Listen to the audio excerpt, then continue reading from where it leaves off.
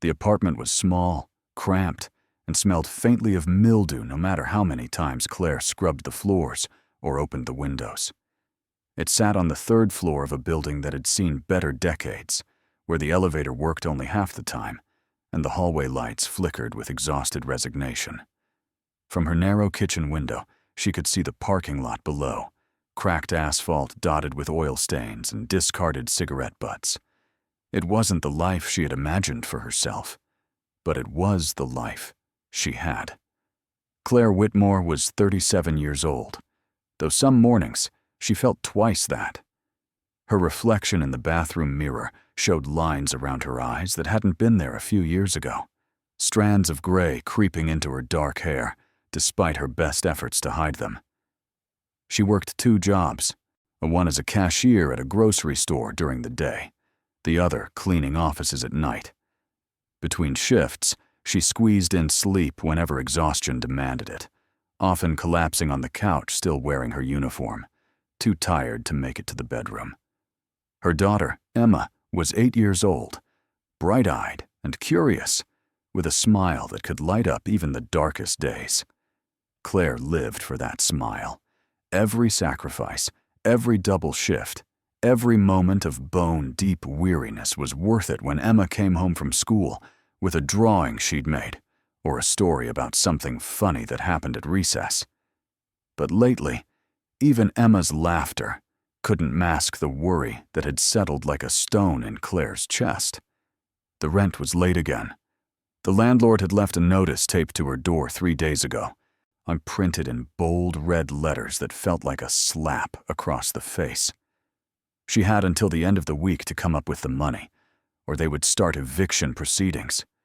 Claire had stared at that notice for a long time, reading it over and over, as though the words might change if she looked hard enough. They didn't.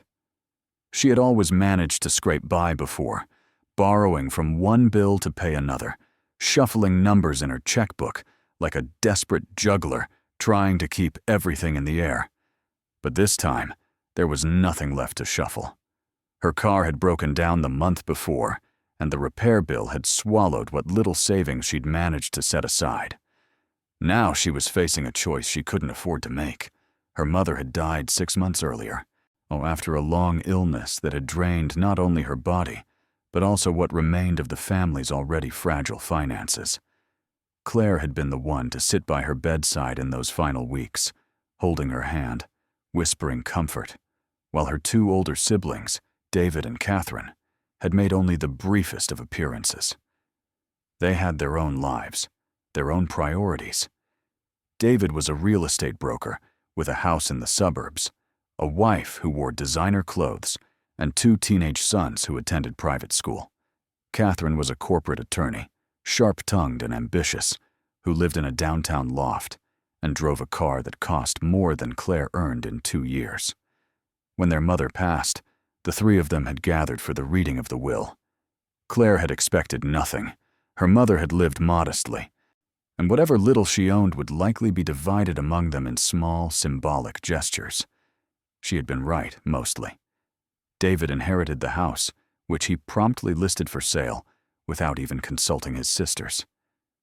Catherine received their mother's jewelry, a modest collection that she immediately took to be appraised, more interested in its market value than its sentimental worth. Claire had been left with the Vanity. It sat now in the corner of her tiny bedroom, a heavy wooden piece with an oval mirror framed in dark, carved wood.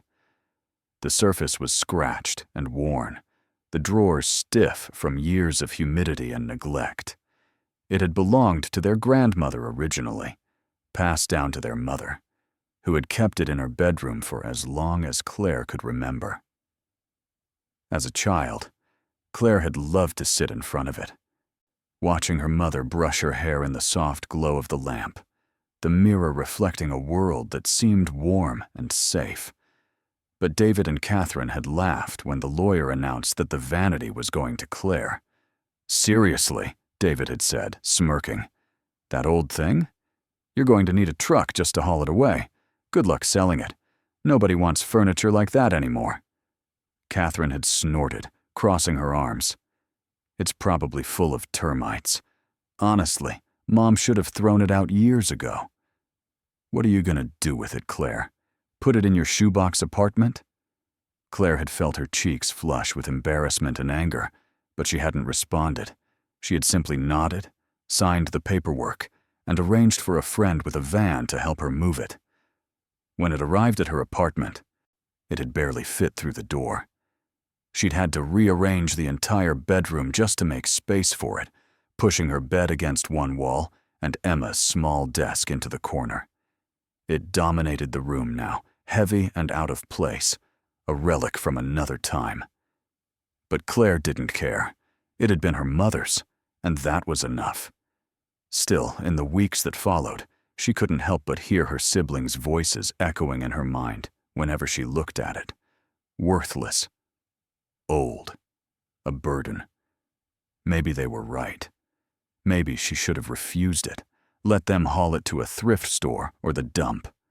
But something in her had resisted. It felt like letting go of the last piece of her mother, the last connection to a time when life had been simpler, even if it had never been easy.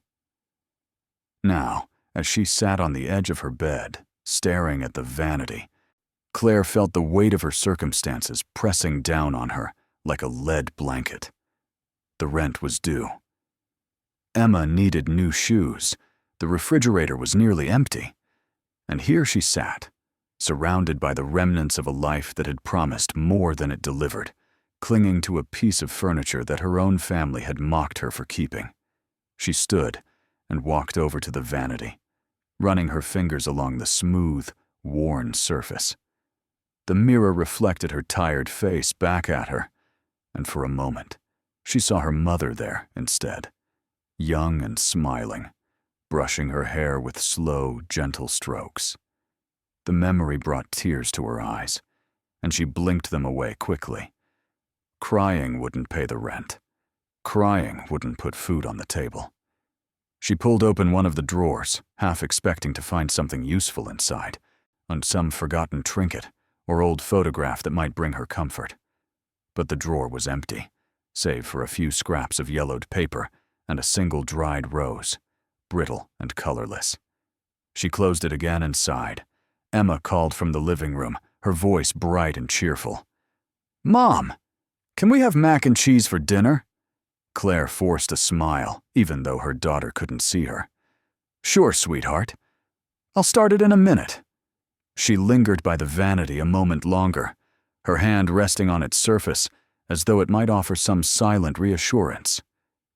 Then she turned and walked toward the kitchen, pushing her worries aside as best she could. There was dinner to make, homework to check, a bedtime story to read. The small, necessary rituals of motherhood that kept her moving forward even when every step felt impossibly heavy.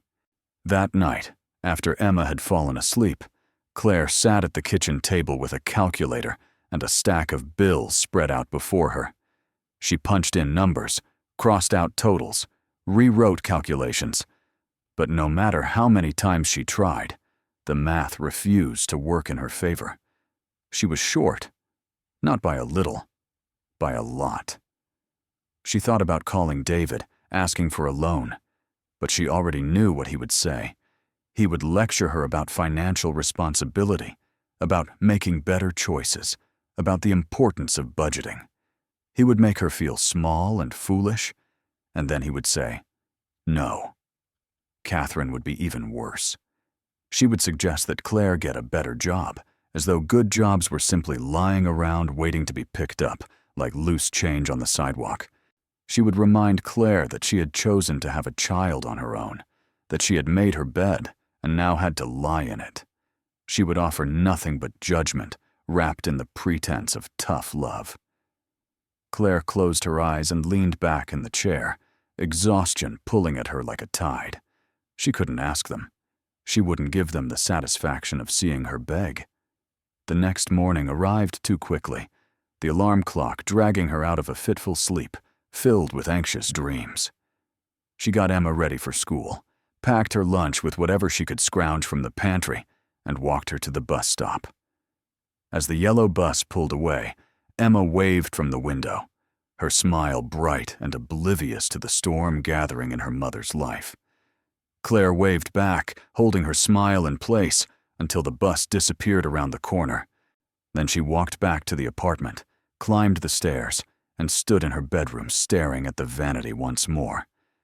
It looked back at her, silent and immovable, a monument to everything she had lost and everything she was struggling to hold on to. She didn't know why she did what she did next. Maybe it was desperation. Maybe it was the faint hope that somewhere, somehow, there might be something she had missed. Or maybe it was simply the need to do something, anything, that felt like progress. She knelt in front of the vanity and examined it more closely than she ever had before. She ran her hands along the edges of the mirror, tracing the carved frame with her fingertips. The wood was heavy and solid, darker in some places where age and handling had worn away the finish. She opened each drawer, checking the bottoms, the sides, looking for hidden compartments or secret spaces she might have overlooked. Nothing.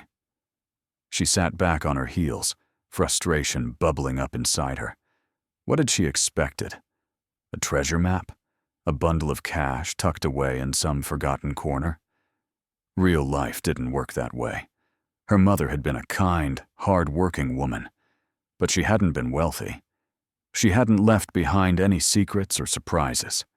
Just this heavy, outdated piece of furniture that served no purpose other than to take up space and remind Claire of better days.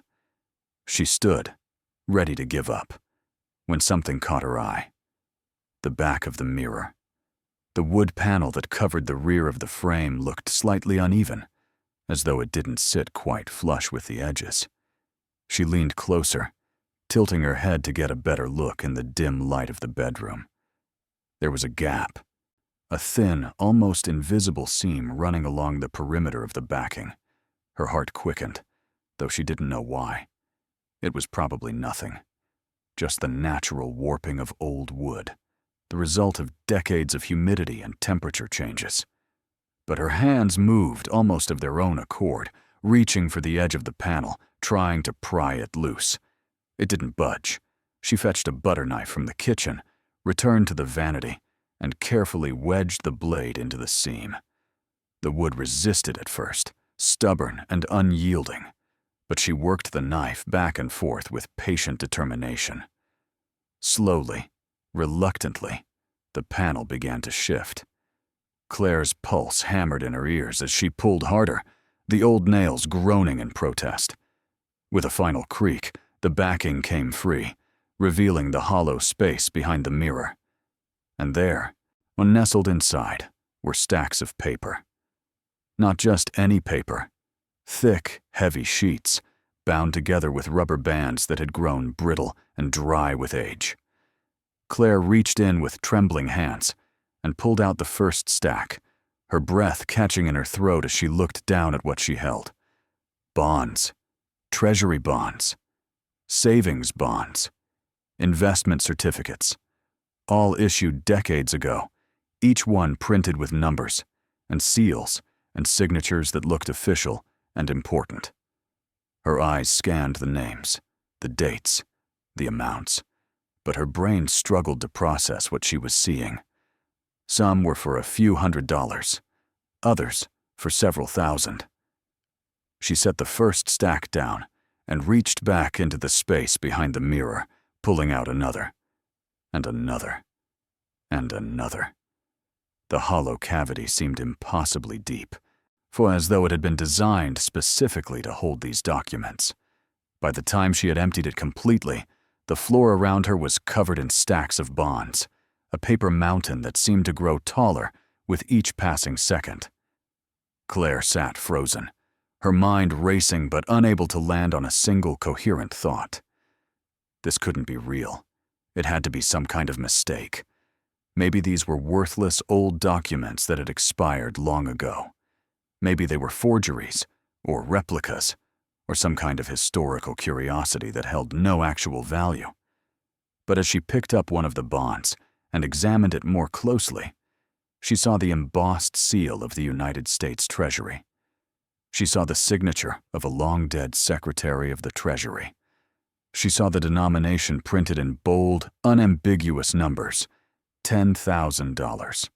She grabbed another bond, $25,000, another, $50,000, another, $100,000. Her hand shook so badly she nearly dropped the papers. She set them down carefully, as though they might disintegrate if handled too roughly, and forced herself to breathe. In, out, in, out. Her chest felt tight, her vision blurred at the edges. How much was here? How many bonds? She couldn't even begin to calculate it. There were dozens of them, maybe more. Some were small, denominations in the hundreds or low thousands, but many were large, shockingly large, the kind of sums that ordinary people like her mother, people who worked modest jobs and lived modest lives, should never have possessed. Where had these come from? How had her mother gotten them? And why had she hidden them here, in the back of a vanity, where no one would ever think to look? Claire's thoughts spun wildly, questions piling on top of questions, with no answers in sight. She thought of her mother's final days, the quiet way she had faded, the gentle grip of her hand growing weaker with each passing hour. Had she known these bonds were here? Had she meant to tell Claire but run out of time? Or had she forgotten, the knowledge buried beneath the fog of illness and medication? The possibilities were endless, and none of them mattered as much as the reality sitting before her. This was real. Whatever the reason, whatever the story, these bonds existed, and they were hers now. She stood on shaky legs and walked to the kitchen, needing water, needing air, needing something to ground her in the present moment. She filled a glass from the tap and drank it in long, greedy gulps, her mind still reeling. When she set the glass down, her hands were still trembling. She had to find out if these bonds were still valid. She had to know if they could be redeemed, and if so, for how much. But who could she ask? A bank? A financial advisor? She didn't have one of those. She didn't even have a decent savings account. Her phone sat on the counter, and she picked it up, staring at the screen as though it might provide answers. She could call David. He dealt with money, with real estate transactions and investments. He would know what to do. But the thought of telling him, of admitting that she had found something valuable in the very piece of furniture he had mocked her for keeping, made her stomach twist with a complicated mix of triumph and dread. No, she couldn't call him. Not yet. Not until she knew for certain what she had. She set the phone down and returned to the bedroom, where the bonds lay scattered across the floor like the remnants of a broken dream. She knelt again, gathering them carefully, organizing them by denomination, by date of issue, by whatever criteria her frantic mind could latch onto. It gave her hand something to do, gave her a sense of control in a moment that felt wildly out of control. As she worked, the numbers began to add up in her head, rough estimates that grew larger and more impossible with each passing minute. If even half of these bonds were still valid, if even a fraction of them could be redeemed at face value, she was looking at an amount of money that would change everything. Not just pay the rent, not just buy new shoes for Emma, but change everything. The weight of that realization settled over her like a blanket, heavy and suffocating, and strangely comforting, all at once. For the first time in months, maybe years, she felt the faintest stirring of something she had almost forgotten. Hope. Fragile and uncertain, but undeniably there. She glanced at the clock. It was still early, barely past 9 in the morning. She had a shift at the grocery store starting at noon, but for now, she had time. Time to think, to plan, to figure out what came next. She gathered the bonds into a box she found in the closet, an old shoebox that had once held Emma's baby shoes. It seemed absurdly inadequate for the task, but it was all she had. She placed the bonds inside, stacked neatly, and set the box on the top shelf of her closet, hidden behind a pile of winter clothes. Then she stood back, staring at the closet door as though it might suddenly burst open and reveal that this had all been some cruel trick of her imagination. But the box was real. The bonds were real. And whatever happened next, her life would never be the same. She showered quickly, dressed in her work uniform, and grabbed her keys. As she locked the apartment door behind her, she cast one last glance at the bedroom, at the vanity standing in the corner, with its mirror now bare, its secret exposed. Her mother's voice echoed in her memory, soft and steady. Sometimes, Claire, the things that matter most are the things we overlook. Take care of what's yours. Hold on to it. You never know when it will save you. Claire hadn't understood those words when her mother had spoken them years ago during one of their last real conversations. She had thought her mother was talking about family heirlooms, about sentimental value, about the importance of tradition. Now she wondered if her mother had known all along, if she had hidden the bonds deliberately, not as a secret, but as a gift, a lifeline for the daughter who would need it most. The thought brought tears to her eyes, and she wiped them away quickly as she descended the stairs to the parking lot. There was no time for tears now. There was only the future, uncertain and daunting, but suddenly full of possibilities she hadn't dared to imagine. As she drove toward the grocery store, the city passing by in a blur of traffic and noise, Claire allowed herself to think about what might come next. She would need to verify the bond's validity. She would need to figure out how to redeem them without drawing unwanted attention. And eventually, inevitably, she would need to face her siblings, the ones who had laughed at her for keeping a worthless piece of furniture. She smiled faintly, the expression small but genuine. Let them laugh. Let them mock. They had no idea what they had missed, what they had overlooked in their rush to claim what they believed had value. The real treasure had been hiding in plain sight, waiting patiently for someone who cared enough to look. Her mother had known. Somehow, she had known. And now, Claire would prove that keeping faith, holding on, refusing to let go of what mattered, was never a mistake. The grocery store loomed ahead, its neon sign flickering weakly in the midday sun. Claire pulled into the parking lot, turned off the engine, and sat for a moment in the silence, her hands gripping the steering wheel. She wasn't rich yet. She didn't even know if the bonds were worth anything. But for the first time in a very long time, she felt like she was standing on solid ground instead of sinking sand. The fight wasn't over, but the odds had shifted, and that was enough. She stepped out of the car, straightened her uniform, and walked toward the store entrance, her head held just a little higher than it had been that morning. Behind her, in the shoebox hidden in her closet, the bonds waited. Silent, patient, ready to change everything. The afternoon shift at the grocery store passed in a haze. Claire's hands moved mechanically, scanning items, bagging groceries, offering polite smiles to customers who barely looked at her. But her mind was miles away, circling endlessly around the discovery in her bedroom. Every time the register beeped, and every time a customer handed her cash or a credit card, she thought about the bonds, the numbers, the possibilities. She made mistakes. She rang up the wrong items, gave incorrect change, had to call the manager twice to void transactions. Her coworker, a teenage boy named Marcus, who spent most of his shifts scrolling through his phone, noticed her distraction. "You okay, Claire?" he asked during a rare lull, leaning against the register with the casual indifference of someone who had never worried about rent or grocery bills. "Yeah," she said, forcing a smile. "Just tired."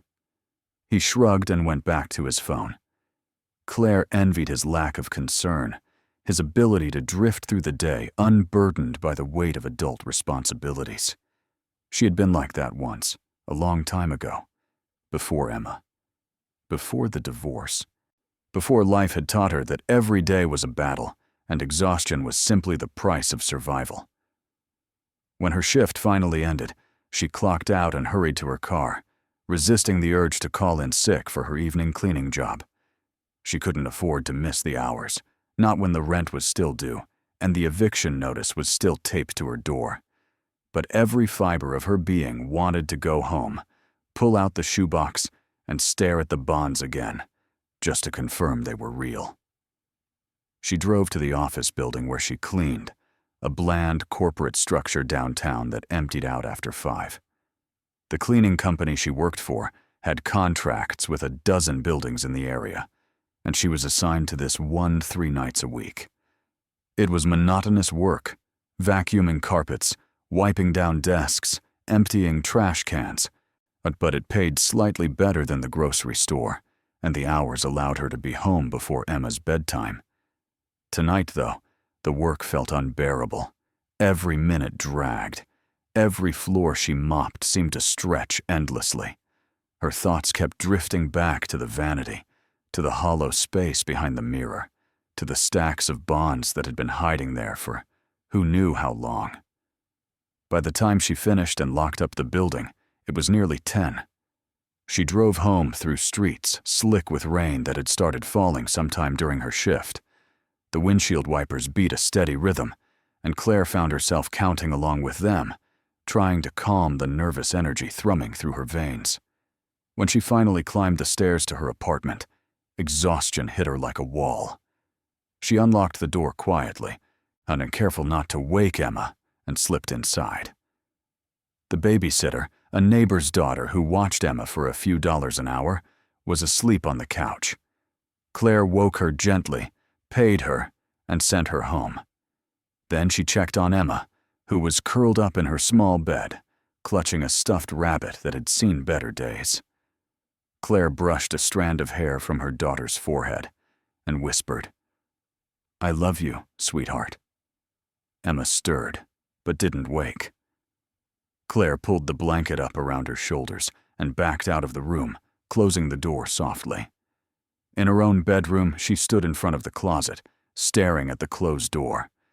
She knew the shoebox was there, hidden behind the winter clothes, but part of her was afraid to look at it again, afraid that she had imagined the whole thing, that the bonds would somehow have vanished or revealed themselves to be worthless.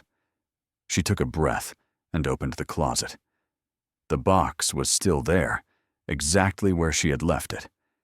She pulled it down carefully and sat on the edge of the bed, the box resting on her lap like a fragile, precious thing. She lifted the lid. The bonds stared back at her, neat stacks of paper that represented more money than she had ever seen in her life. She picked up one at random and studied it again, reading every word, every number, as though repetition might make it more real. She needed help. She couldn't do this alone. But who could she trust? The thought of calling David or Catherine still made her stomach turn. They would take over, make decisions for her, treat her like a child who couldn't handle her own affairs. And if the bonds turned out to be valuable, truly valuable, they would find a way to claim a share. They always did. They had inherited the house and the jewelry after all. Why should Claire get to keep all of this? No, she couldn't tell them. Not yet. Maybe not ever. But she needed someone. Someone who understood money, who could verify the bond's authenticity and help her figure out what to do next. Someone who wouldn't judge her, who wouldn't try to take advantage of her ignorance.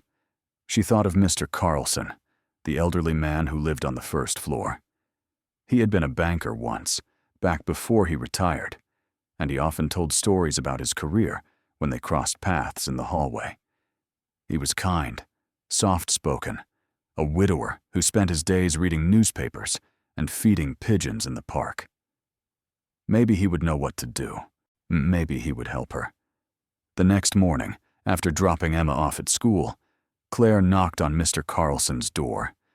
She heard shuffling footsteps inside, and then the door opened to reveal his weathered face, his eyes sharp despite his age. "Claire," he said, his voice warm. What a pleasant surprise. Is everything all right? I need your help with something, she said, trying to keep her voice steady. It's about my mother's estate. I found some old bonds, and I don't know if they're still valid or what I should do with them. His eyebrows lifted with interest. Bonds? Well, come in. Let me take a look. She followed him into his small, tidy apartment, which smelled of coffee and old books. He gestured for her to sit at the kitchen table, and she opened the shoebox, pulling out a few of the bonds to show him. Mister. Carlson took one in his hands, his expression shifting from curiosity to surprise, to something that looked almost like shock. He held it up to the light, studying the paper, the seal, the signatures. Good Lord, he murmured. Where did you get these? They were hidden in my mother's vanity, Claire said, behind the mirror. I didn't even know they were there until yesterday. He set the bond down carefully and looked at her, his eyes serious. Claire, do you have any idea what these are worth? Her heart began to race. Are they still valid? If they're real, and I believe they are, then yes, absolutely. These are old, but treasury bonds don't expire. They stop earning interest after a certain period, but they can still be redeemed for their face value plus any accrued interest. Claire felt dizzy. How much are we talking about? Mr. Carlson picked up another bond, examining it closely. This one is a $50,000 bond issued in 1968. If it's been earning interest all these years, it could be worth several times that now. And you said there are more? A lot more, Claire whispered. He sat back in his chair, shaking his head slowly. You need to get these authenticated. Take them to a bank, a major one, and ask to speak with someone in their estate or securities department. They'll be able to verify them and help you with the redemption process. What if they're not real? Claire asked, her voice small. Then you'll know, and you won't have lost anything but a little time. But Claire, he leaned forward, his expression earnest. If these are real, and I believe they are, well, your life is about to change in ways you can't imagine. She nodded, her throat tight with emotion. Thank you, Mr. Carlson. I didn't know who else to ask. He smiled gently. You did the right thing. And Claire, be careful. When money is involved, people can become unpredictable. Even family. His words echoed in her mind as she left his apartment and returned to her own. She knew he was right. David and Catherine would find out eventually. And when they did, the consequences would be swift and brutal. But for now, the secret was still hers, and she would protect it as fiercely as she protected her daughter. That afternoon, Claire called in sick to her grocery store shift, something she almost never did. She couldn't afford to miss the hours, but she couldn't afford not to do this either. She packed the bonds carefully into a sturdy bag, checked and rechecked the closet to make sure she hadn't left any behind, and drove to the largest bank in the city.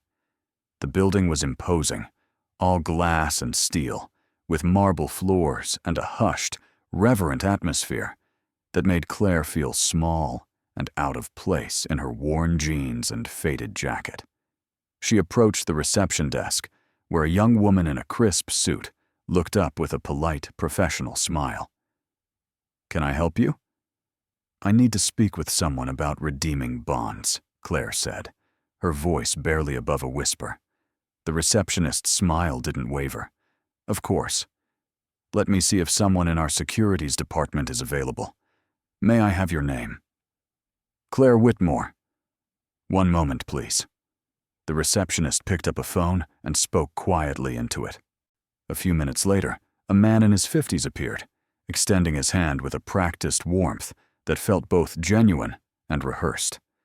Ms. Whitmore, I'm Gregory Brennan, Senior Advisor in our Securities Department. I understand you have some bonds you'd like to discuss? Claire nodded, gripping the bag tightly. Yes, they're old. I'm not sure if they're still valid.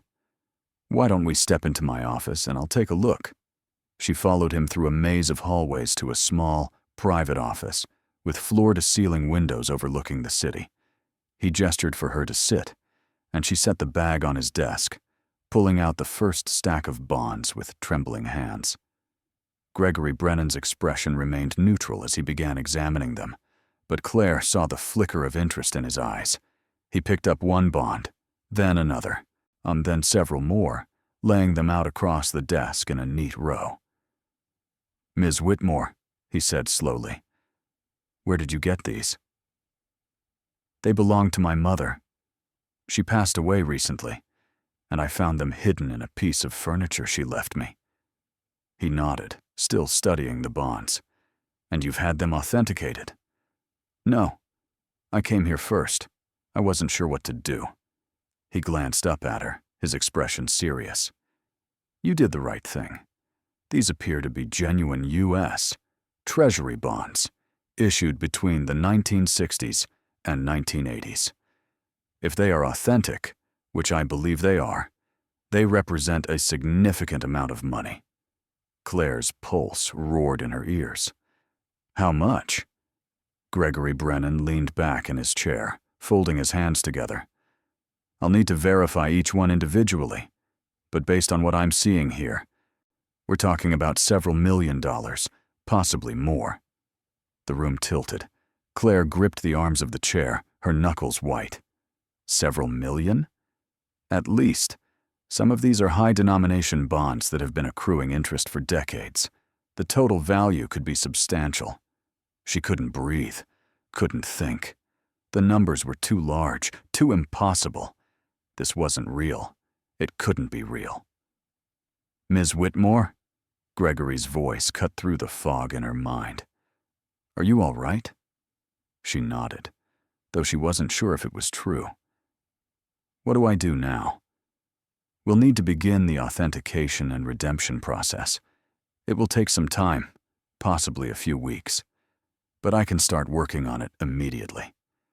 I'll need you to sign some paperwork, provide identification, and leave the bonds in our secure custody while we verify them."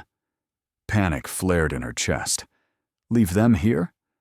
"They'll be safer here than anywhere else," he assured her. "I'll provide you with a receipt and detailed documentation of everything you've left with us. You have my word that they'll be protected." Claire hesitated. Every instinct told her not to let the bonds out of her sight, but she knew she had no choice. She didn't have the resources or the knowledge to handle this on her own. She had to trust someone, and Gregory Brennan seemed as trustworthy as anyone. "All right," she said finally.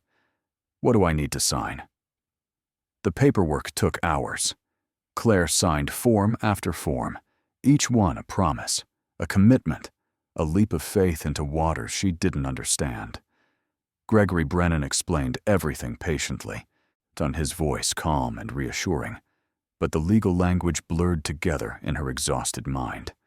All she knew was that she was leaving the bonds, the precious discovery that might save her life, in the hands of a stranger. When she finally left the bank, the sun was setting, painting the sky in shades of orange and gold. She walked to her car in a daze, her empty bag feeling impossibly light. The bonds were gone from her possession, but the weight of what they represented pressed down on her shoulders like an invisible burden. She sat in the driver's seat for a long time, not starting the engine, just staring through the windshield at nothing. Her phone buzzed, a text from the babysitter asking what time she'd be home. Claire glanced at the clock and realized she'd been at the bank for over 4 hours. She texted back an apology and a promise to be home soon, then finally turned the key in the ignition. The drive home felt surreal. The city lights blurred past, the traffic noise distant and muffled, as though she were moving through a dream. She kept replaying Gregory Brennan's words in her mind. Several $1,000,000, possibly more. The numbers were so large they had lost all meaning, become abstract concepts rather than actual money. How did someone even spend that much? How did it change a life? She thought of Emma, of the new shoes she needed, the school supplies, the birthday party she'd had to skip last month because Claire couldn't afford the entrance fee to the indoor play place. She thought of the rent notice, the eviction threat, the constant anxiety that had become her baseline state of existence. All of it could vanish. All of it could simply cease to matter. But beneath the hope, fear gnawed at her. What if something went wrong? What if the bonds turned out to be forgeries after all? What if the bank made a mistake, or worse, decided to keep the money for themselves? She had no power, no influence, no way to fight back if things went sideways. She was just a grocery store cashier who cleaned offices at night, going up against institutions that had existed for 100 years. When she arrived home, Emma was already in her pajamas, sitting on the couch with a picture book spread across her lap. She looked up when Claire walked in, her face brightening. "Mommy, where were you?" Claire set her bag down and crossed the room, pulling her daughter into a tight hug. "I'm sorry, sweetie. I had to take care of some important grown-up stuff." "What kind of stuff?" "Just boring paperwork," Claire said, forcing lightness into her voice. "Nothing you need to worry about."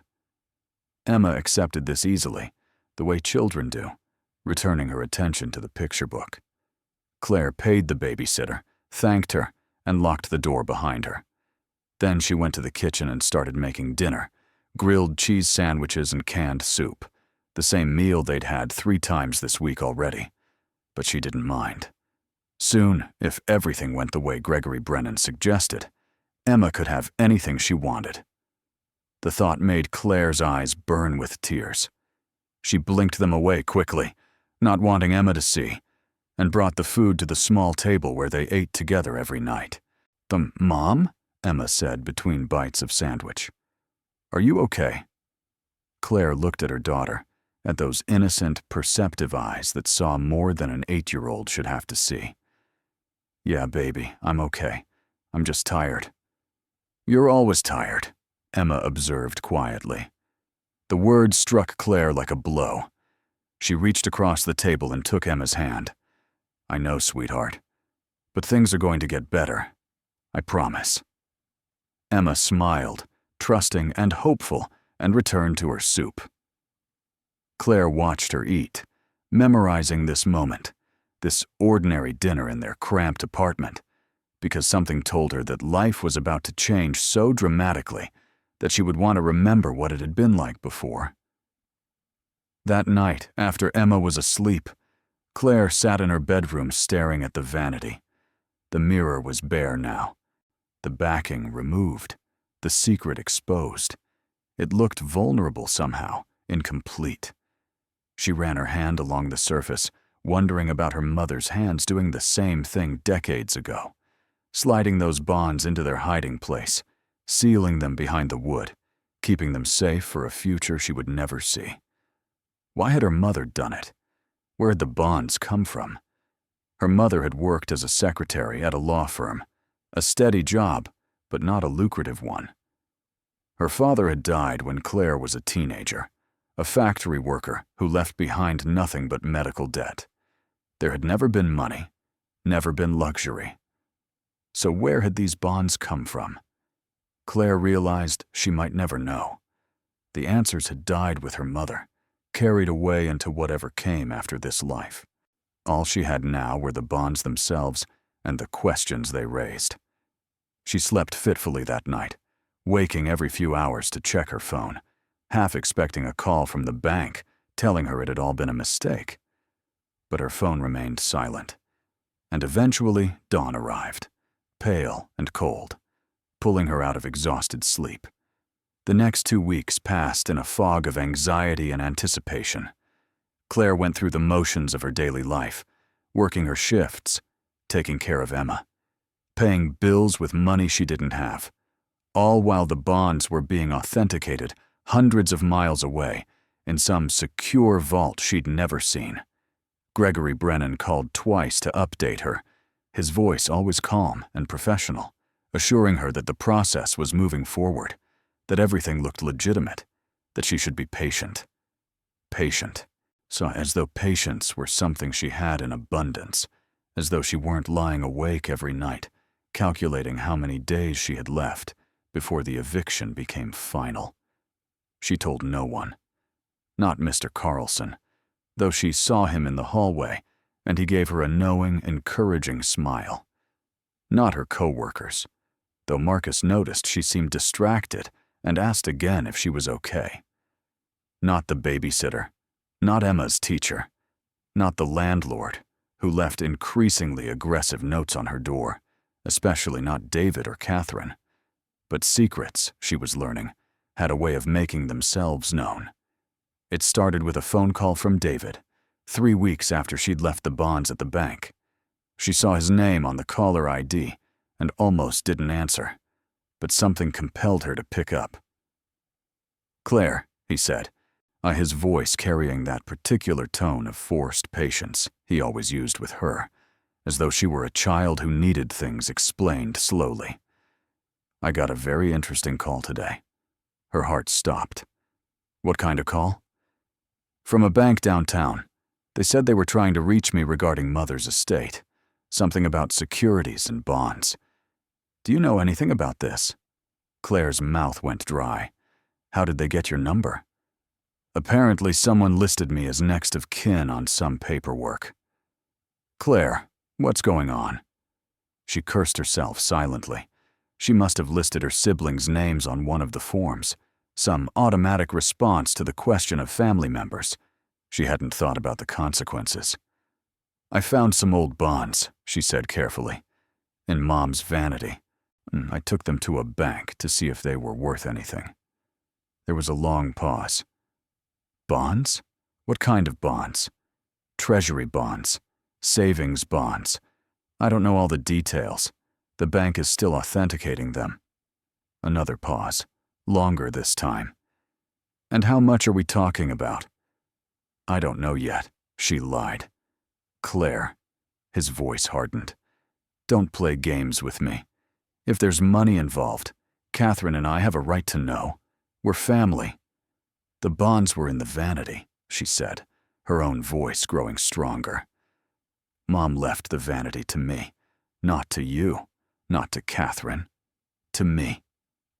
The contents of an estate are meant to be divided equally among all heirs," David said, slipping into the authoritative tone he used when he wanted to intimidate. "If there's money hidden in that Vanity, and it doesn't belong to you alone. That's not what the will said. The will gave you a piece of furniture. It didn't give you the right to claim assets that should belong to all of us." Claire felt anger rising in her chest, hot and fierce. "You laughed at me for taking it. You said it was worthless. You said I'd have to pay to have it hauled away. That doesn't change the law, Claire. If you're hiding money that rightfully belongs to the estate—" "I'm not hiding anything," she interrupted. "I found something Mom left, and I'm dealing with it. That's all you need to know." She heard him take a breath, heard the shift in his tone from lecture to threat. "Catherine and I will be contacting our lawyers. If there's money involved, we'll make sure we get what's owed to us. Don't think you can just keep it all because you found it first. Goodbye, David." She hung up before he could respond, her hands shaking so badly she nearly dropped the phone. She set it down on the table and pressed her palms against her eyes, trying to calm the panic rising in her throat. They knew, and they were coming for her. Within 2 days, Catherine called. Claire didn't answer, but the voicemail she left was cold and precise, every word measured like a weapon. "Claire, this is Catherine. David told me about the bonds. I'm sure you're aware that any assets found within estate property are subject to equal distribution among all legal heirs. I've already spoken to my attorney and will be filing a claim to ensure the estate is settled fairly. I suggest you get your own legal representation. This doesn't have to be ugly, but it will be if you force our hand." Claire listened to the message 3 times, each word cutting deeper than the last. She wanted to scream. She wanted to call them both back and tell them exactly what she thought of their sudden interest in fairness, their convenient interpretation of the law, their transparent greed. But she knew it would accomplish nothing. They had money, lawyers, power. She had none of those things. Not yet, anyway. She called Gregory Brennan the next morning, her voice tight with barely controlled fear. "My siblings found out about the bonds. They're threatening to file a legal claim." There was a brief pause on the other end. "Do they have grounds for such a claim?" "I don't know. They're saying the bonds are part of the estate, that they should be divided equally among all three of us." "What did the will specify?" "It left me the Vanity. That's all. No mention of contents or anything inside it." Gregory's voice remained calm, professional. "In most cases, inherited property includes whatever is contained within it at the time of inheritance. However, your siblings could argue that the bonds represent liquid assets that weren't specifically designated to you. It would come down to how the will was worded and how a court interprets that language."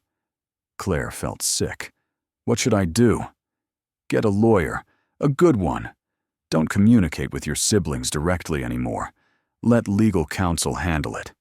And Claire? Don't worry too much yet. Possession is 9/10 of the law, and the bonds are currently in your name. They'll have to prove their claim, and that's not always easy." She thanked him and ended the call, but his reassurances felt hollow. David and Catherine had resources she didn't have. They could afford to drag this out in court for years if they wanted. She couldn't. That evening, she did something she never thought she'd do. She called the legal aid office, a free service for low-income residents. After waiting on hold for 30 minutes, she was connected to a harried attorney named Susan Martinez, who listened to her story with patient attention. "It's complicated," Susan said when Claire finished. "Estate law varies by state, but generally speaking, if the will specifically left you the Vanity and the bonds were inside the Vanity, they're yours. Your siblings can file a claim, but they'd have to prove that your mother intended the bonds to be part of the general estate rather than part of the Vanity itself. How would they prove that? They'd need evidence, written documentation, witness testimony, something that shows your mother's intent. Do they have anything like that?" "I don't think so," Claire said. "Mom never told any of us about the bonds." "Then their case is weak. They're likely hoping you'll settle out of fear or ignorance. Don't. If they file a claim, we'll respond, and we'll fight it." Claire felt a small flicker of hope. "You'll help me?" "That's what I'm here for," Susan said warmly. "You're not alone in this, Claire." The words brought tears to her eyes. For so long, she had been alone, carrying every burden by herself, fighting every battle without allies. Now, finally, someone was standing beside her, but the relief was short-lived. 3 days later, a certified letter arrived, delivered by a postal worker who made her sign for it. She opened it with trembling hands and found exactly what she'd expected. A legal notice, formal and intimidating, filed by David and Catherine Whitmore, contesting the disposition of assets from their mother's estate. They were suing her. Claire sat on the couch, the letter resting on her lap, feeling numb. She had known it was coming, but seeing it in writing made it real in a way that phone calls and threats had not. Her siblings, the people who were supposed to be her family, were taking her to court. They wanted the money. They wanted what they believed they were owed, and they didn't care that fighting them might destroy her in the process. Emma came home from school and found her mother still sitting there, staring at the letter. "Mom, what's wrong?" Claire looked up, forcing a smile that felt like cracking glass. "Nothing, baby, just some paperwork." But Emma wasn't fooled. She climbed onto the couch and curled up against her mother's side, small and warm and trusting. "Is it about Grandma?" Claire wrapped an arm around her. "Yeah, it's about Grandma. Do you miss her?" "Every day." They sat together in silence, The letter forgotten for a moment. Just mother and daughter holding on to each other in the gathering darkness. Outside, the city hummed with its endless noise, indifferent to the small dramas playing out in apartments like this one all over the world. But Claire felt, for the first time in weeks, a sense of clarity. Her siblings wanted a fight? Fine. She'd give them one. She wasn't the scared, desperate woman she'd been a month ago. She wasn't powerless. She had found something, uncovered something, and she wasn't going to let anyone take it from her without a battle. Her mother had left her the Vanity for a reason. Maybe she hadn't known about the bonds specifically, or maybe she had. Either way, it was Claire's now, and she was going to keep it. The court date was set for 6 weeks away. In the meantime, Gregory Brennan finally called with news. "The authentication process is complete," he said, and Claire could hear the barely contained excitement in his voice. "Claire, the bonds are legitimate. Every single one of them." She closed her eyes, relief flooding through her like a drug. How much? The total value, including accrued interest, was approximately $287 million. The number didn't register at first. She heard the words, but they bounced off her comprehension like stones off glass. "I'm sorry, what?"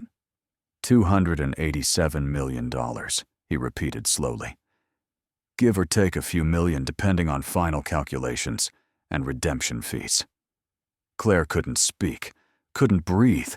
The room spun around her, and she gripped the edge of the kitchen counter to steady herself. "Ms. Whitmore? Claire? Are you there?" "I'm here," she whispered. I can't. I know it's overwhelming. Believe me, in all my years in banking, I've never seen anything quite like this. Your mother must have been purchasing these bonds over several decades, possibly as part of an investment strategy, or perhaps they were inherited from her own parents. Either way, they've been accruing interest all this time, compounding year after year. The result is extraordinary. Claire's legs gave out, and she slid down to sit on the kitchen floor, her back against the cabinet.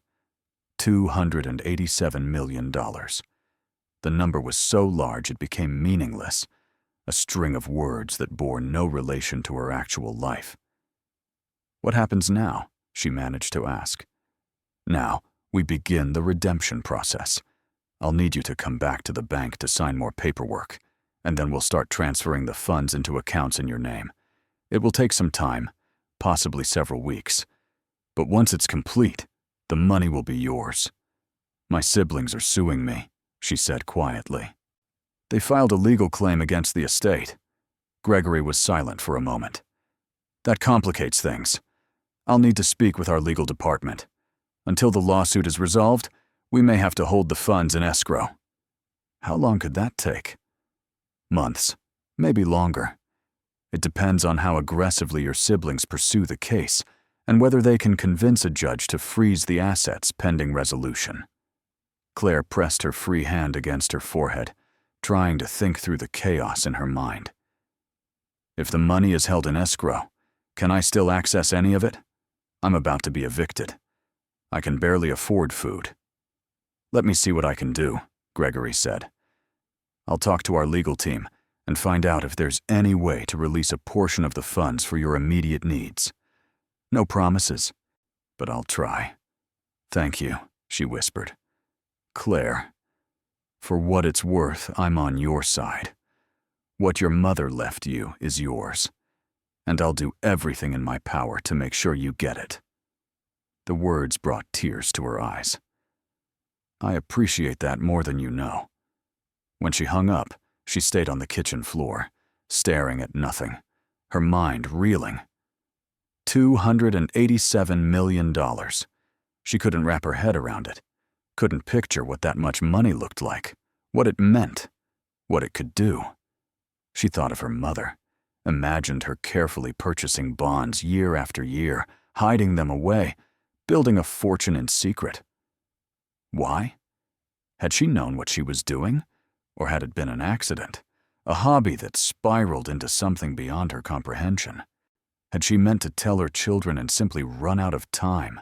Or had she kept the secret deliberately, waiting for the right moment that never came? Claire would never know. The answers were gone, buried with her mother in a cemetery across town. All she had were the bonds, the money, and the responsibility that came with both. She pulled herself up off the floor and walked to the bedroom, where the vanity still stood in the corner. She sat in front of it, looking at her reflection in the mirror, and spoke aloud to the woman staring back at her. "I won't let them take this. I won't." The woman in the mirror nodded, her jaw set, her eyes hard with determination. The weeks leading up to the court date were a blur of legal meetings, paperwork, and mounting stress. Susan Martinez proved to be a fierce advocate, preparing Claire's case with meticulous care. They gathered evidence, copies of the will, photos of the vanity, testimony from Mr. Carlson about when Claire had found the bonds. Susan explained that the key argument was simple. The bonds had been hidden inside the vanity, which had been specifically left to Claire. They were part of the property, not a separate asset. David and Catherine's lawyers argued the opposite. They claimed the bonds represented liquid assets that should have been declared as part of the estate's total value.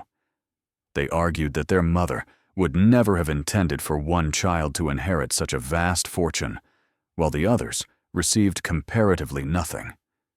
They painted Claire as greedy, opportunistic, taking advantage of a technicality to steal what rightfully belonged to the entire family. The accusations stung, but Claire tried not to let them show. She attended every meeting, answered every question, reviewed every document Susan put in front of her.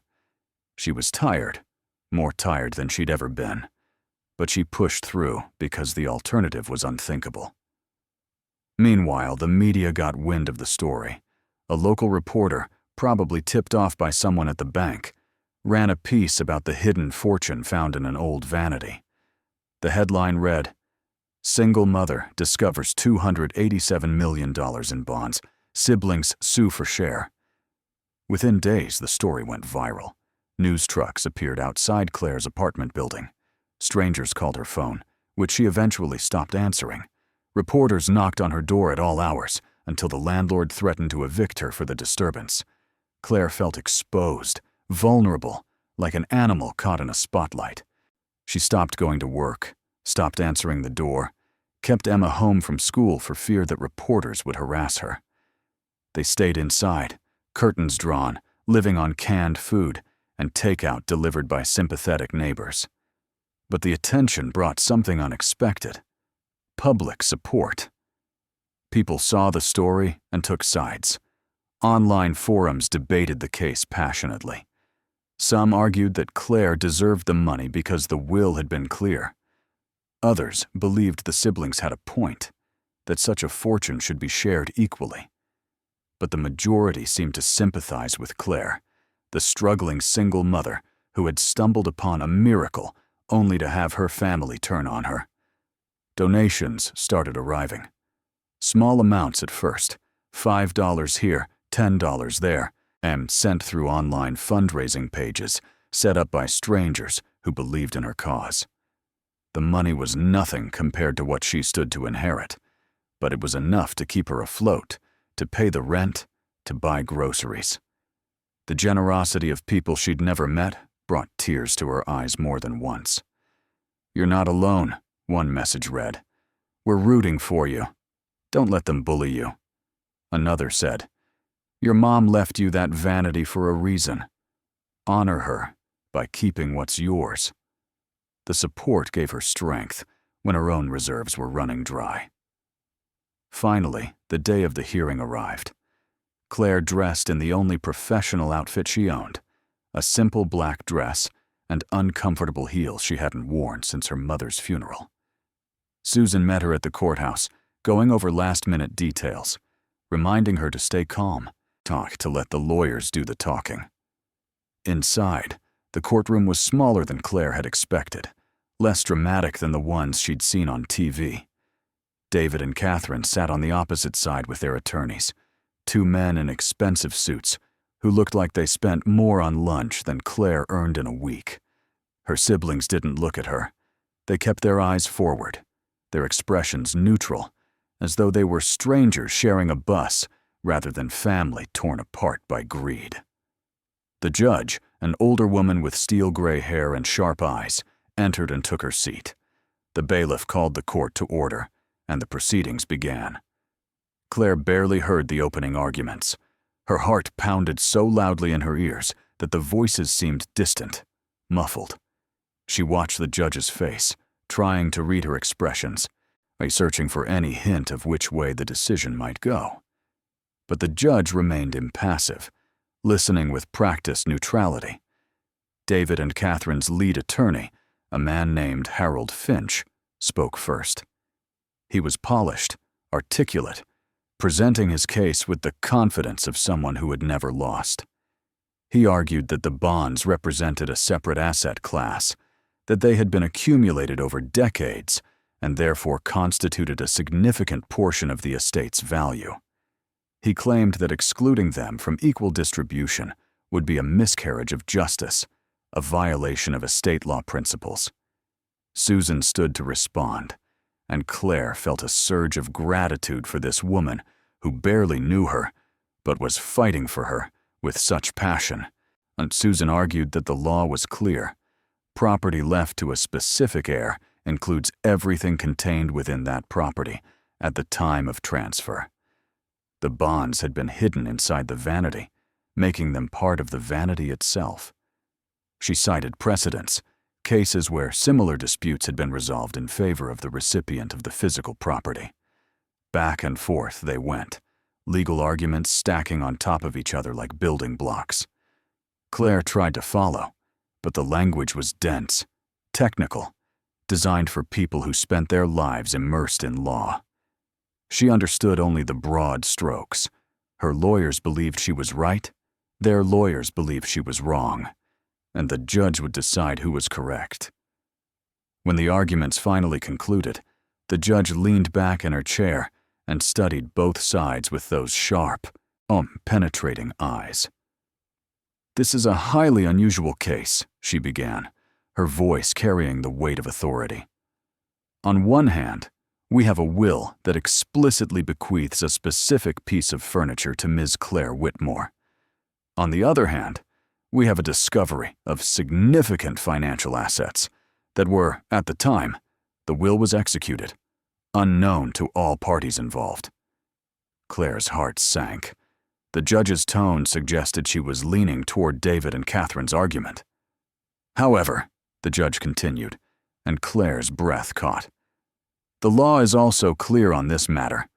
When property is bequeathed, it includes all contents and components of that property, unless explicitly stated otherwise." The bonds in question were physically located within the vanity at the time of Ms. Whitmore's inheritance. They were not stored separately, not held in a bank account, not documented in any way that would suggest they were intended as a separate asset. The judge paused, looking directly at David and Catherine.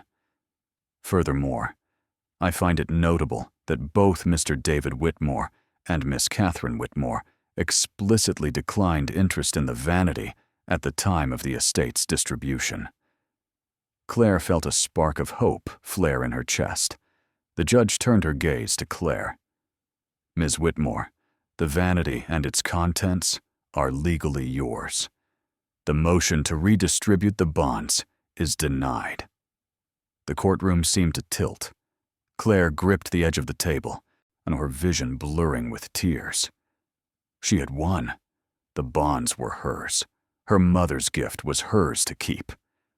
David stood abruptly, his face red with anger.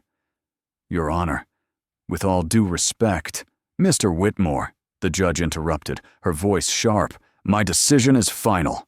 If you wish to appeal, you may do so through the appropriate channels. But I advise you to consider whether such an action is worth the cost and the damage it will do to your family relationships." She banged her gavel, the sound echoing through the courtroom like a thunderclap. "This case is dismissed." Susan turned to Claire, her face breaking into a wide smile. "We won." Claire couldn't speak.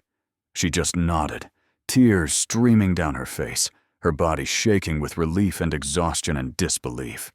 Across the room, David and Catherine gathered their things in stony silence. They walked out without looking back, their lawyers trailing behind them like disappointed shadows. Claire watched them go, feeling a complicated mix of emotions. Relief that the battle was over. Sadness that it had come to this. Anger that they had forced her to fight in the first place. But beneath it all, a growing sense of vindication. She had been right to hold on. Right to believe that her mother's gift was meant for her alone. Outside the courthouse, reporters swarmed, cameras flashing, microphones thrust toward her face. Susan guided her through the crowd, shielding her from the worst of it, until they reached the parking lot where Claire's old car sat waiting. "Go home," Susan said, squeezing her hand. "Rest. Celebrate. You've earned it." Claire drove home in a daze. The world outside her window seeming brighter somehow, more vivid. The weight that had been crushing her for months had finally lifted, leaving her feeling light and almost dizzy with relief. When she walked into her apartment, Emma ran to her, throwing her arms around her waist. "Did you win, Mommy?" Claire knelt down and pulled her daughter close, breathing in the familiar scent of her shampoo. "Yeah, baby, we won." That night, after Emma was asleep, Claire sat in front of the Vanity one last time. She placed her hand on its surface, feeling the smooth wood, the history it carried, the love her mother had poured into it. "Thank you, Mom," she whispered into the quiet room. "Thank you for believing I'd be the one who would understand." The Vanity stood silent, holding its secrets, its purpose finally fulfilled. And in the mirror's reflection, Claire saw not the tired, desperate woman she had been, but someone new, someone stronger, someone ready for whatever came next. The week following the court decision passed in a strange, suspended state, as though time itself had slowed down to let Claire catch her breath. The media frenzy gradually died down, reporters moving on to newer stories, fresher scandals. The eviction notice on her door seemed suddenly absurd, a relic from a life that no longer existed. She paid the rent in full, along with the late fees, and watched the landlord's expression shift from irritation to confusion to grudging respect when she handed him a cashier's check. "You come into some money?" he asked, eyeing her suspiciously. "Something like that," Claire replied, allowing herself the smallest of smiles. To Gregory Brennan called 3 days after the court hearing, his voice warm with congratulation. "The judge's ruling clears the way for us to proceed with the redemption. I need you to come to the bank one more time. We'll finalize everything, set up your accounts, and begin the transfer process. Are you ready?" "Ready." The word felt inadequate. How could anyone be ready for this kind of change?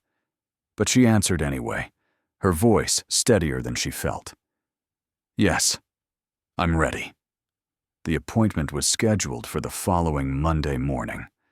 Claire arranged for Emma to stay with Mr. Carlson, who had become something of a grandfather figure over the past few months. When she told him about the court victory, his eyes had filled with tears of joy. "Your mother would be so proud," he'd said, gripping her hands.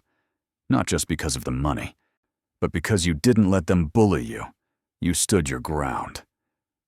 Now, as Claire walked into the bank, she felt those words echo in her mind like a protective charm.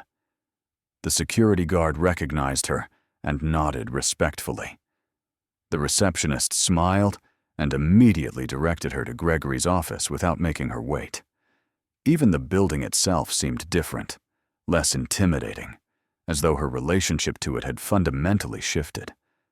Gregory greeted her with a firm handshake and genuine warmth. His office had been prepared for this meeting. Documents arranged in neat stacks, pens laid out, a pitcher of water, and glasses on a side table. "Before we begin," he said, gesturing for her to sit, "I want you to understand what's about to happen.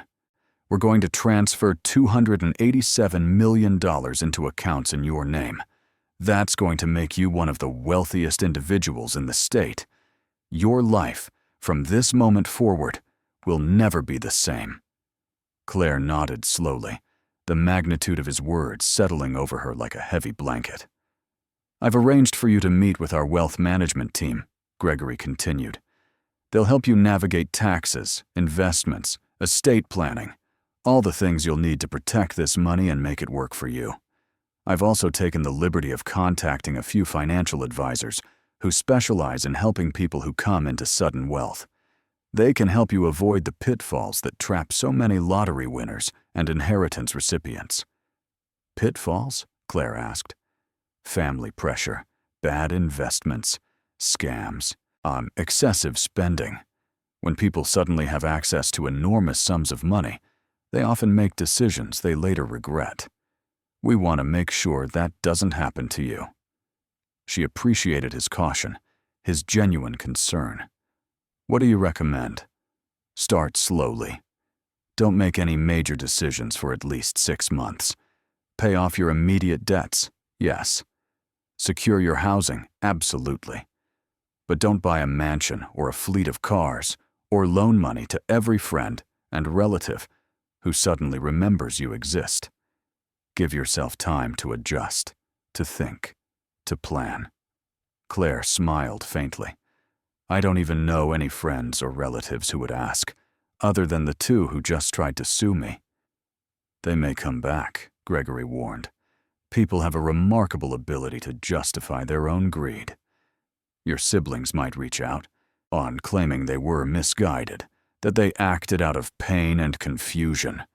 They'll want to reconcile, and maybe that's genuine, or maybe they'll be hoping for a share of what they couldn't take legally." The thought made her stomach twist. "I don't think I can ever forgive them for what they put me through." "You don't have to decide now. Just be aware that money changes relationships, sometimes in ways you don't expect." They spent the next 2 hours going through paperwork. Claire signed forms until her hand cramped, each signature bringing her closer to a reality she still couldn't quite grasp. They set up multiple accounts, a checking account for daily expenses, several savings accounts, investment portfolios managed by the bank's expert team. Gregory explained each step patiently, making sure she understood where her money would be and how she could access it. When it was finally done, he pulled up a screen on his computer and turned it toward her. "This is your primary checking account," he said. "As of this moment, you have immediate access to $10 million. The rest is being moved into various investment vehicles that will generate income while preserving the principal. You'll receive detailed statements every month, and our team will be available anytime you have questions." Claire stared at the screen, at the number displayed in bold black digits. $10 million, just in her checking account, available right now, this very second, to spend however she wished. She felt dizzy, disoriented, as though the ground beneath her feet had turned to water. "Ms. Whitmore. Claire." She blinked, focusing on Gregory's concerned face. "I'm okay. It's just a lot to process." "I know. Take your time. There's no rush." But there was. Not a rush to spend, but a rush to act, to do the things she'd been dreaming about for months, years, to secure Emma's future, to breathe without the constant weight of financial anxiety crushing her chest. She left the bank in a daze, walking to her car on legs that felt borrowed from someone else's body. She sat in the driver's seat for a long time, staring at her phone, at the banking app she'd just downloaded, at the account balance that seemed like a typo, an error that would be corrected any moment. But it didn't change. The numbers stayed exactly where they were. $10 million. She started the engine and drove home, her mind spinning with possibilities and plans. The first thing she did when she walked into her apartment was pay off every outstanding bill. Credit cards, medical debt from Emma's emergency room visit last year, the repair bill for her car that she'd been paying in installments. She paid them all in full, watching the balances drop to zero with a satisfaction that felt almost physical. Then she called her landlord. "I want to pay my rent for the next year," she said, "in advance." There was a pause. "You want to what?" "Pay for a year. Maybe 2. How much would that be?" He quoted her a number that would have been impossible a week ago. She transferred the money immediately, then ended the call and sat back on the couch, feeling a strange kind of peace settle over her. She couldn't be evicted now. Emma wouldn't have to worry about losing her home, about moving schools, about any of the instability that had marked Claire's own childhood. The next few days passed in a blur of activity. Claire hired Susan Martinez on a permanent retainer, wanting to keep the one lawyer she trusted close at hand. She paid off her old dying car and bought a new one. Nothing flashy, just a reliable Honda that would start every morning without complaint. She opened a college fund for Emma, depositing enough money that her daughter's education would be guaranteed, regardless of what happened in the future. But the spending felt almost secondary to the feeling of security, the absence of fear that had haunted her for so long. She could sleep now without jolting awake at 3 a.m., worrying about how she'd pay for groceries. She could look at Emma without the guilt of knowing her child was wearing second-hand clothes because new ones were too expensive. She could breathe. 2 weeks after the money appeared in her accounts, Claire took Emma shopping. Not to the discount stores they usually frequented, but to a proper children's boutique where everything was bright and new and ridiculously overpriced. "Mom, this is too expensive," Emma said, eyeing a dress with wide eyes. "No, it's not," Claire replied, feeling tears prick at her eyes. "Not anymore. Pick whatever you want, sweetheart." Emma looked at her uncertainly, as though waiting for the catch, the moment when her mother would remember they couldn't afford this and put everything back. But when that moment didn't come, when Claire simply smiled and nodded encouragement, Emma's face broke into a grin so wide it seemed to light up the entire store. They left with bags full of clothes, shoes, books, toys. Emma chattered excitedly the whole way home, planning what she'd wear to school, which books she'd read first. Claire drove with one hand on the wheel and the other wiping away tears of joy. This was what the money was for, not mansions or luxury cars or exotic vacations. This, the ability to give her daughter a childhood free from the anxiety of poverty, the chance to say yes instead of no, the freedom to be a mother who could provide instead of constantly apologize for what she couldn't give. But as the weeks passed, Claire began to realize that the money came with its own complications. People treated her differently now. Neighbors who had barely acknowledged her before suddenly wanted to chat, to ask about her plans, to suggest investment opportunities or charitable causes. Her phone rang constantly with calls from financial advisors, real estate agents, luxury retailers, all of them eager to help her spend her fortune. She changed her number, unlisted it, started screening calls through an assistant she hired specifically for that purpose, a professional woman named Angela, who became her buffer against the world's suddenly overwhelming interest in her life. The media attention flared up periodically, especially when someone recognized her in public. She learned to dress simply, to avoid drawing attention, to move through the world as anonymously as possible. It was harder than she'd expected, this business of being wealthy. She'd thought money solved problems, and in many ways it did. But it also created new ones, on different pressures and expectations and dangers she hadn't anticipated. She moved out of the apartment 3 months after the money came through, not because she wanted something grand, but because staying there felt unsafe. Too many people knew where she lived, and while most were harmless, a few had been unsettling. Men who showed up at her door, claiming to be financial advisors, or distant relatives, or old friends of her mother's. Women who wanted to befriend her, to get close to Emma, their motives never quite clear. The new house was modest by the standards of someone with her wealth. A 3-bedroom in a quiet suburb, with good schools and a fenced backyard. Nothing ostentatious, nothing that screamed money. Just a safe, comfortable home where Emma could grow up without the chaos that had defined their old life.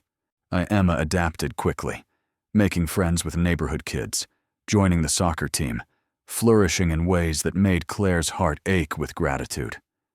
Her daughter didn't fully understand the money, didn't grasp the magnitude of their changed circumstances.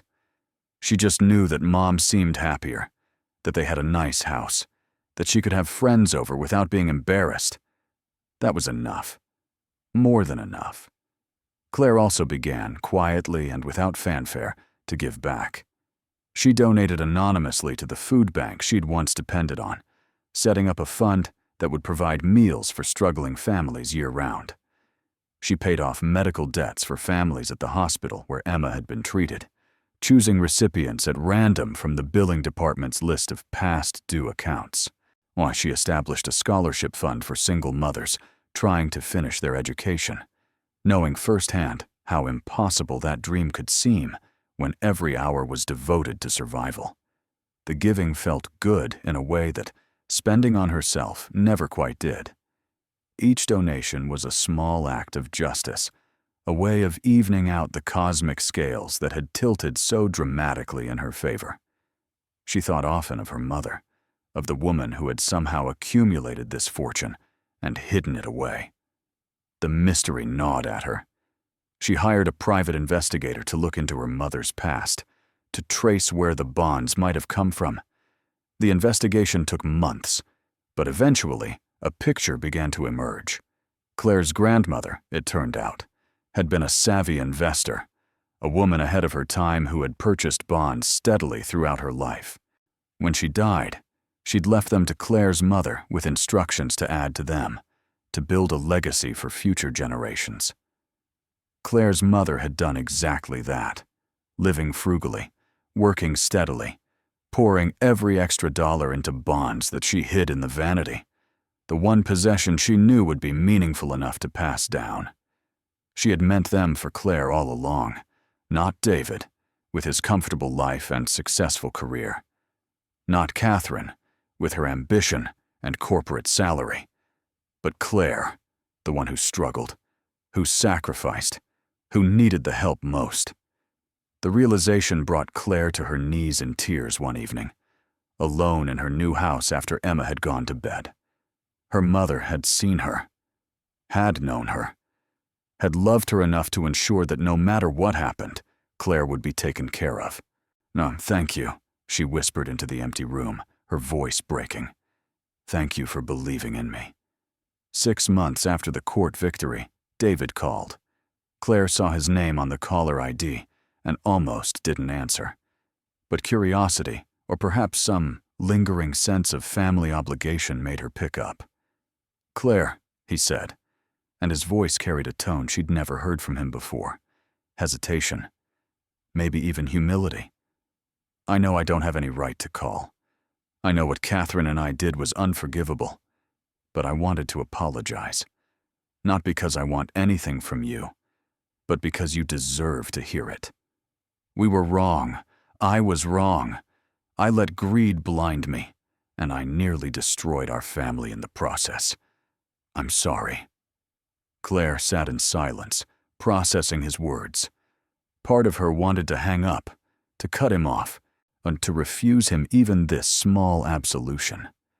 But another part, the part that still remembered them as children, playing together in their grandmother's backyard, remembered that family was complicated, that people made mistakes, that forgiveness was sometimes the only path forward. "I appreciate the apology," she said finally, "but I need you to understand something. I'm not interested in a relationship built on guilt or obligation. or your desire to feel better about what happened. If we're going to be family again, it has to be real. No ulterior motives, no expectations. I understand, David said quietly. I'm not asking for anything. I just wanted you to know that I'm sorry, and that I'm proud of you. You fought for what was yours, and you won. That took courage. Thank you, Claire said, and meant it. They talked for a few more minutes, awkward, but genuine, and when they hung up, Claire felt a weight lift that she hadn't realized she'd been carrying. She didn't know if they would ever be close again, if the wounds could truly heal. But the possibility existed now, and that was something. Catherine never called, never apologized. According to David, she was still angry, still convinced she'd been cheated. Claire tried not to let it bother her, but late at night, when the house was quiet and her thoughts wandered, she felt the loss of that relationship keenly. They'd never been particularly close, but they'd been sisters. And now they were strangers, connected only by blood and bitterness. Maybe someday that would change, or maybe it wouldn't. Claire was learning that not everything could be fixed, that some relationships were too damaged to repair. All she could do was move forward, build the life she wanted, and hope that time would soften the sharp edges of what had been broken. A year after the discovery, Claire stood in the bedroom of her new house, looking at the vanity. She'd moved it carefully, professionally, determined not to damage it. It sat in the corner of her room now, looking both out of place and perfectly at home, a bridge between her past and her present. She sat in front of it, as she'd done countless times as a child, watching her mother brush her hair. The mirror reflected her face back at her, and she studied her reflection critically. She looked different now, not just older, though there were still lines around her eyes and gray in her hair, but different in a deeper way. There was confidence there, a strength she hadn't seen before. The hunted, desperate look was gone, replaced by something calmer, more settled. She thought about everything that had happened, everything that had changed. The discovery, the battle, the victory, the transformation. It felt like a lifetime ago and like yesterday all at once. Her phone buzzed with a text from Emma, who was at a friend's house. "Can I stay for dinner? Please, please, please." Claire smiled and typed back, "Of course. Have fun, sweetheart." She set the phone down and turned back to the vanity, running her hand along its familiar surface. This piece of furniture, so ordinary and unremarkable, had held a secret that changed everything. But more than that, it had been a test of faith, of stubbornness, of the willingness to hold on to what mattered, even when others said it was worthless. She had passed that test, and in doing so, she'd discovered something far more valuable than money. The knowledge that she was strong enough to fight for herself and for her daughter, that she deserved good things, that she was worthy of the gift her mother had left her. The doorbell rang, pulling her from her thoughts. She went to answer it, finding Mr. Carlson standing on the porch with a plate of cookies. "I baked too many," he said with a sheepish smile. "Thought you and Emma might like some." Claire invited him in, and they sat in the kitchen, talking about nothing important, just the comfortable conversation of friends. When he left, she ate one of the cookies and thought about community, and about the people who had supported her when she had nothing, who'd stood by her when the world felt hostile and overwhelming. Those were the people worth keeping close, not the ones who appeared when money arrived, but the ones who'd been there in the darkness before the dawn. She made a mental note to increase her donation to the senior center, where Mr. Carlson volunteered. It was a small thing, but small things mattered. They added up, creating ripples that spread farther than anyone could predict. As evening fell and Emma came home, full of stories about her day, Claire felt a contentment she hadn't known was possible.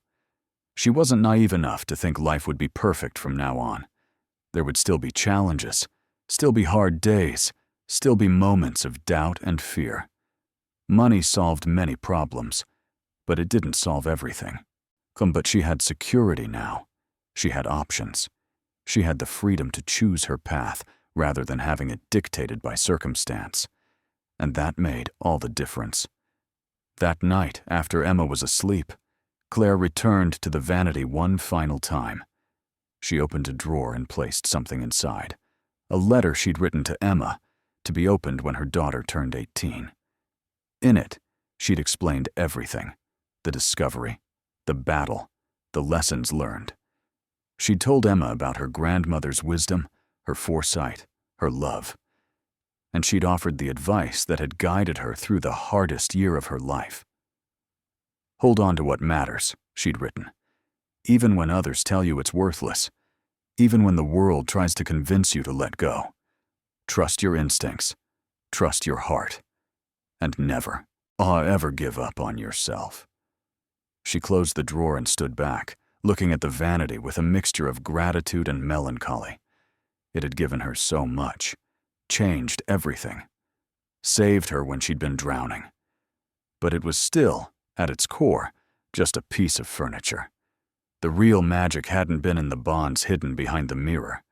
It had been in the choice to keep it, to honor her mother's memory, to believe that love could take unexpected forms. She turned off the light and walked to her bed, sliding under the covers with a sigh of exhaustion and peace. Tomorrow she would wake up to a life she'd once thought impossible.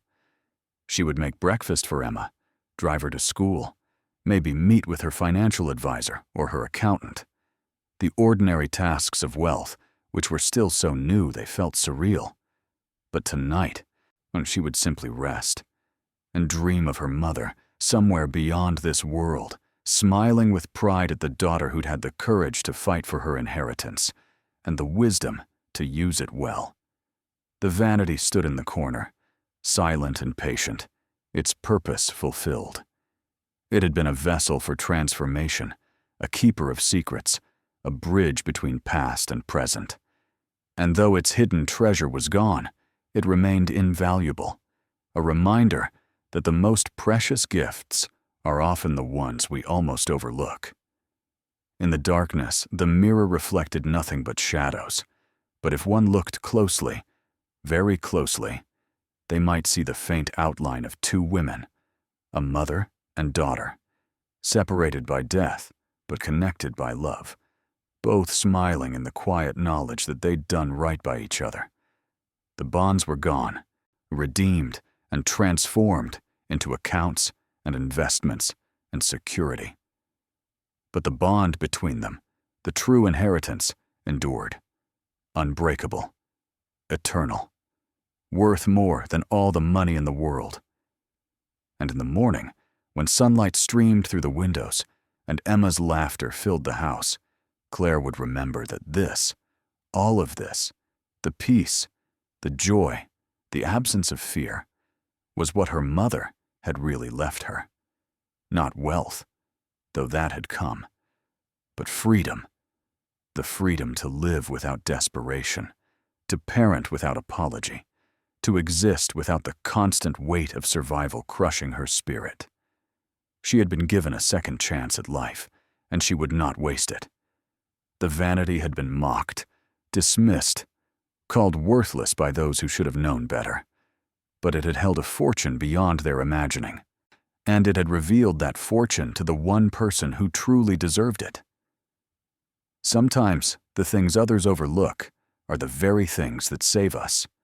Sometimes what appears to have no value contains everything we need. Sometimes a mother's love can transcend death, hiding in plain sight, waiting patiently for the moment when it's needed most. Claire Whitmore had learned all of these lessons, and as she drifted into sleep, her last thought was simple, profound, and true. Thank you, Mom, for everything. In the corner, the Vanity stood watch, a silent guardian of memories and miracles, its work complete, its legacy secure. The story of the forgotten treasure had ended, but the story of what came after, the life built on a foundation of unexpected grace, was just beginning. And it would be extraordinary. 2 years had passed since the court victory, and Claire found herself standing in a place she never imagined she'd be, the grand ballroom of a downtown hotel, surrounded by hundreds of people gathered for an event she had organized. The banner overhead read, "Second Chances Foundation Gala," and beneath it, women of all ages mingled, many of them single mothers who had received scholarships, housing assistance, or job training through the non-profit Claire had established. She watched them from the edge of the room, nursing a glass of sparkling water, still uncomfortable with being the center of attention, despite the passage of time. These events were necessary, her advisors insisted, both to raise awareness and to inspire donations from other wealthy individuals. But Claire would have preferred to do her work quietly, anonymously, and the way she'd started. A woman approached her, young, maybe mid-20s, with a baby balanced on her hip and tears shimmering in her eyes. "Ms. Whitmore, I just wanted to thank you. Your foundation paid for my nursing degree. I graduated last month, and I start my first real job next week. You changed my life." Claire felt her throat tighten with emotion. "You changed your own life. You did the hard work. I just helped remove some of the obstacles." "You gave me hope when I had none," the woman insisted. "I was living in my car with my daughter when I found out about your scholarship program. Now we have an apartment, and she has a crib instead of a car seat to sleep in. That's because of you."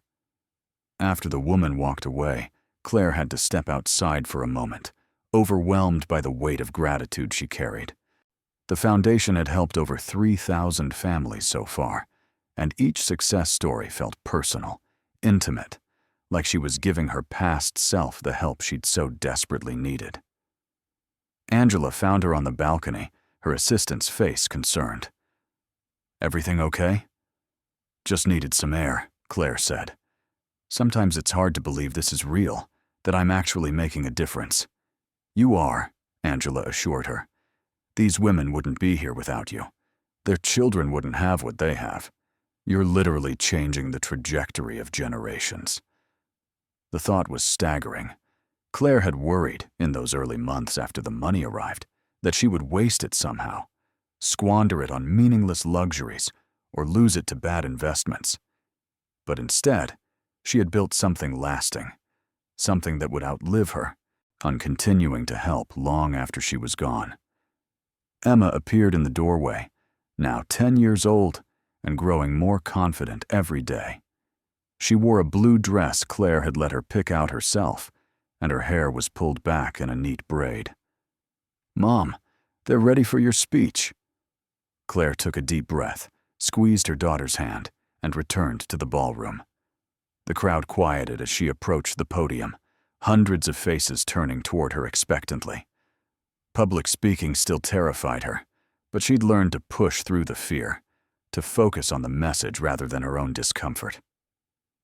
2 years ago, she began, her voice steady despite the trembling in her hands. "I was exactly where many of you have been. I was working 2 jobs, falling behind on rent, wondering how I would feed my daughter. I felt invisible, forgotten, like the world had decided I didn't matter. But someone I loved very much left me a gift, not just money, but a reminder that I was seen, that I was valued, that my struggles were not invisible after all." She paused, gathering her thoughts. "That gift transformed my life in ways I'm still discovering. But the real transformation came when I realized that having money wasn't enough. I needed to use it to ensure that other women, other families, wouldn't have to suffer the way I did. That's why this foundation exists. Not to make me feel good about myself, but to prove that everyone deserves a second chance. Everyone deserves to be seen." The applause that followed was thunderous, and Claire felt tears streaming down her face. She'd meant every word, felt them in her bones. This work, this purpose, was what the money was truly for. Not comfort, though that was nice. Not security, though that mattered. But impact, legacy, change. After the gala ended and the guests departed, Claire drove home with Emma beside her, both of them exhausted, but content. The house was dark when they arrived, just the porch light glowing softly in the night. As they walked inside, Emma turned to her mother with a serious expression. "Mom, can I ask you something?" "Of course, sweetheart." "Why don't Aunt Catherine and Uncle David ever come to our house? Why don't we see them anymore?" Claire's heart clenched. She'd known this question would come eventually, had prepared answers in her mind, but actually saying them out loud proved harder than she'd anticipated. "Sometimes families have disagreements that are hard to fix," she said carefully. "Uncle David and I have talked a few times, and things are getting better between us. But Aunt Catherine is still angry about something that happened, and she needs more time." "What happened?" Claire led Emma to the couch and sat down, pulling her daughter close. "When Grandma died, she left me the Vanity, the one in my bedroom. Your aunt and uncle didn't think it was worth anything, and they made fun of me for keeping it. But I found something valuable hidden inside, something that changed our lives. They thought they should get some of it, even though Grandma had given it specifically to me. We had to go to court, and the judge said I was right to keep it. But your aunt and uncle were hurt and angry, and sometimes those feelings don't go away easily." Emma processed this information quietly. "Do you miss them?" "Sometimes," Claire admitted, "especially Catherine. We weren't always close, but she's still my sister. I hope someday she'll be ready to talk, to rebuild what we lost. But I can't force her, and I can't let her anger control my life." "I think you did the right thing," Emma said with the simple conviction of childhood. "Grandma gave you the Vanity because she wanted you to have it. If Aunt Catherine can't understand that, it's her problem, not yours." Claire smiled through tears and kissed her daughter's forehead. "When did you get so wise?" "I learned from the best," Emma replied, and Claire's heart swelled with love so intense it was almost painful. That night, after Emma was asleep, Claire received an unexpected email. The sender's address made her pulse quicken. Catherine.Whitmore@lawfirm.com. She stared at it for a long time before finally opening it, bracing herself for whatever poison might be contained within. "Claire," it read, "I've been watching from a distance, seeing what you've done with the foundation, reading about the families you've helped. I won't pretend I'm not still hurt, or that I've completely let go of my anger. But I'm beginning to understand that maybe Mom knew what she was doing when she left you the Vanity. Maybe she saw something in you that I was too blind to see. I'm not ready to reconcile, but I wanted you to know that I'm proud of what you've accomplished. You've done more good with that money in 2 years than I would have done in a lifetime. Catherine." Claire read the email 3 times, emotions warring within her. It wasn't an apology, not really, but it was acknowledgement on a crack in the wall that had separated them for so long. She typed a response, deleted it, typed another, and finally settled on something simple. "Thank you for reaching out. The door is always open when you're ready. Love, Claire." She hit send before she could second-guess herself, then closed her laptop and sat in the quiet darkness of her living room. Forgiveness was a process, not a moment. Maybe she and Catherine would never be close again. But at least there was communication now, a thread of connection that might, someday, be woven into something stronger. The following week, Claire visited the cemetery where her mother was buried. She came here often, sometimes with Emma, sometimes alone, needing to feel close to the woman who had given her so much. She placed fresh flowers on the grave and sat on the bench nearby, hard to speaking aloud as though her mother could hear. I met a woman at the gala who reminded me of myself, back when I was desperate and scared. She told me I saved her life, but really, you saved mine. The vanity, the bonds, the faith you had in me, it gave me a chance to become someone I never thought I could be. I hope you're proud, wherever you are. I hope you know that I'm using this gift the way you would have wanted. The wind rustled through the trees, and Claire imagined it was her mother's response, a gentle affirmation that she was on the right path. She stayed for an hour, talking about Emma's progress in school, the Foundation's latest initiatives, the small moments of joy and struggle that made up daily life.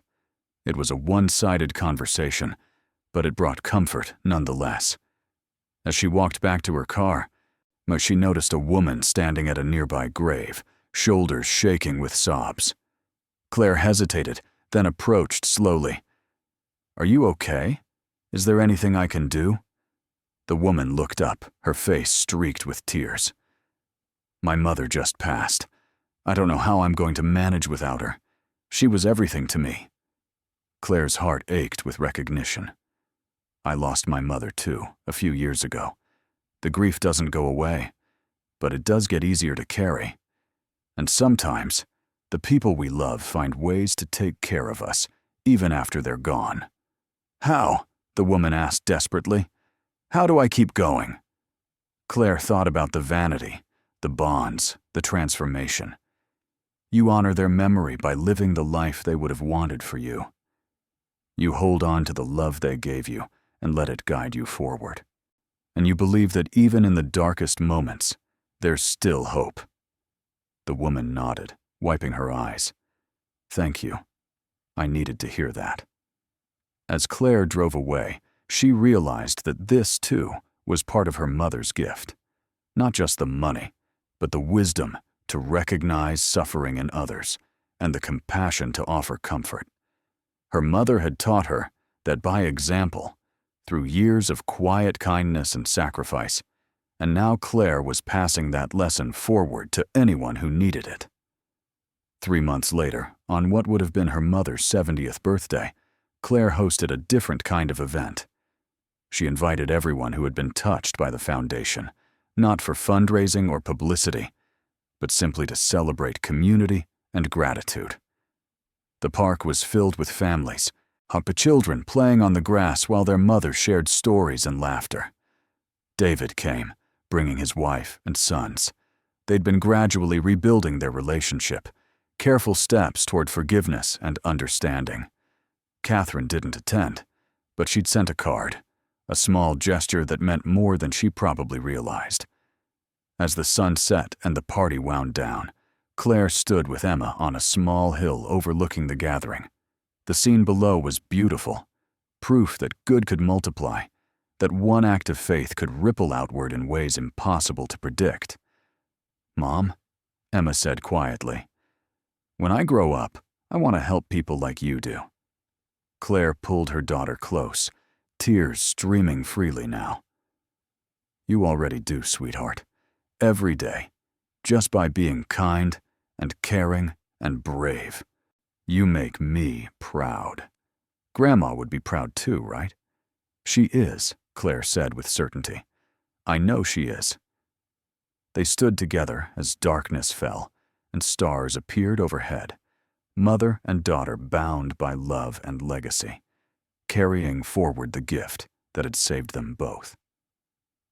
The vanity still sat in Claire's bedroom, a silent witness to the extraordinary transformation it had sparked. And though its secret was long revealed, its purpose endured, a reminder that miracles sometimes hide in the most unexpected places, waiting patiently for those brave enough to hold on, to believe, to see value where others see none.